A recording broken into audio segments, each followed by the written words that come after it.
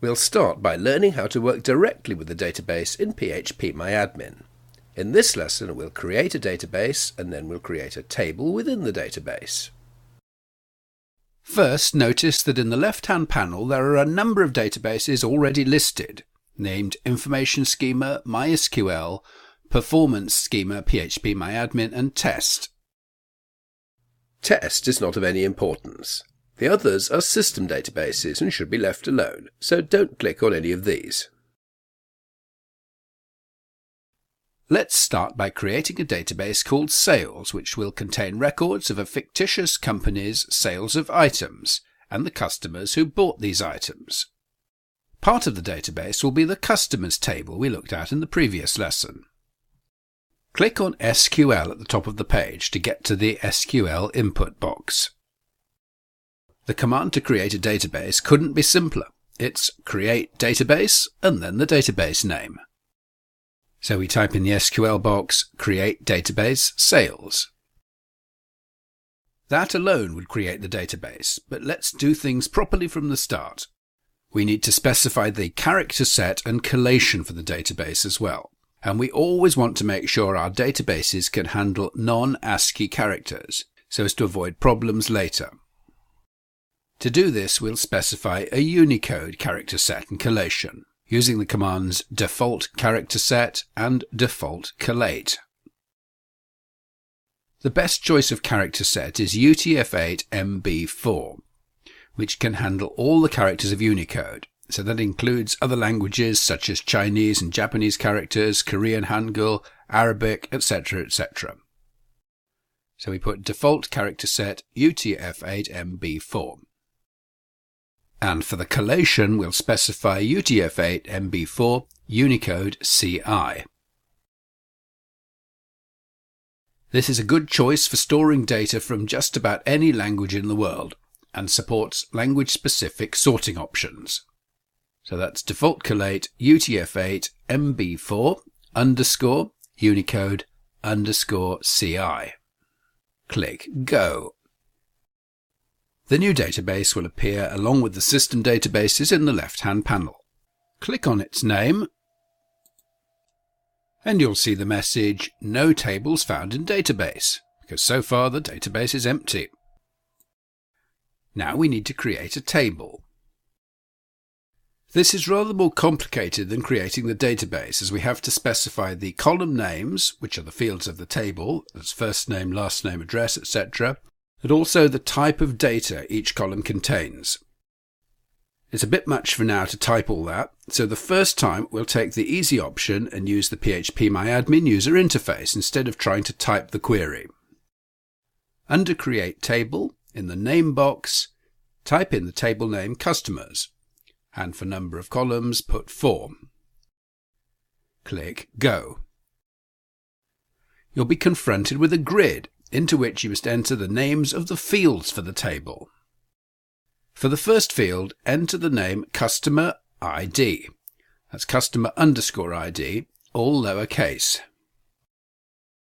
Every table we create will have an ID field containing the unique number I told you about earlier, which serves, if everything else is identical, to distinguish one record from another. Next, we need to tell the database what type of data this field's to contain. This field contains ID numbers, which are integers, so the data type is int. In the next box, give it a length of 11. As it's numerical, we don't need a collation, so move over to Attributes and choose Unsigned. Our customer ID numbers are always going to be positive numbers, customer 1, 2, 3, and so on. We'll never want a minus number as an ID, and choosing Unsigned achieves that. Move further over to the right until you get to Index and choose Primary. This will make the database use this as its main index and will speed up queries. A dialog box will pop up. Don't enter anything into it. Just click Go. Hover your mouse over the abbreviation A_I above the next column and you will see that it stands for Auto Increment. This means that each time a new record is added, the ID number assigned to it will automatically increase by 1.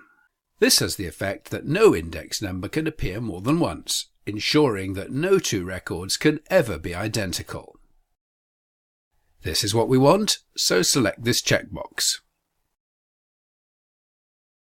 Then go down to the next field and assign it a name of first name, and the data type varchar. Varchar stands for variable character. This data type is for variable length character strings, which can be a mixture of letters and numbers. It's the most commonly used data type for strings. Varchar has to be assigned a maximum string length.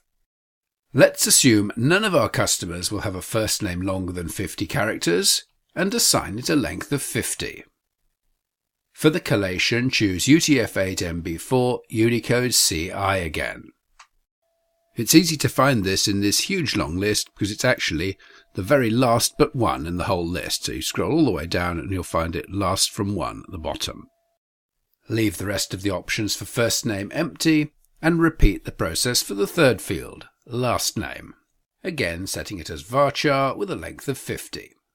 And the collation as before. Enter address as the name of the last field.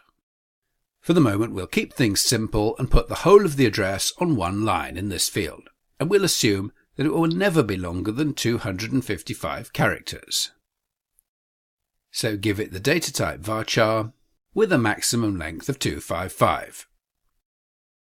And UTF-8 MB4 Unicode CI again for the collation. Click on Preview SQL. This shows the query we would have to type to do the same thing by hand on the command line or in a PHP script. You can see it's quite complicated, not helped by the fact that there's no formatting to see how it's made up. We'll look at how to write the query to create tables later, and next time we create a table, we'll write a slightly simpler version of this query ourselves. Click Save. You'll be taken to the structure view of the new table, showing the field names that we've just created and their data types. Now we have our first table set up, but it's empty. There are no records in it. In the next video, we'll learn how to add data to the table.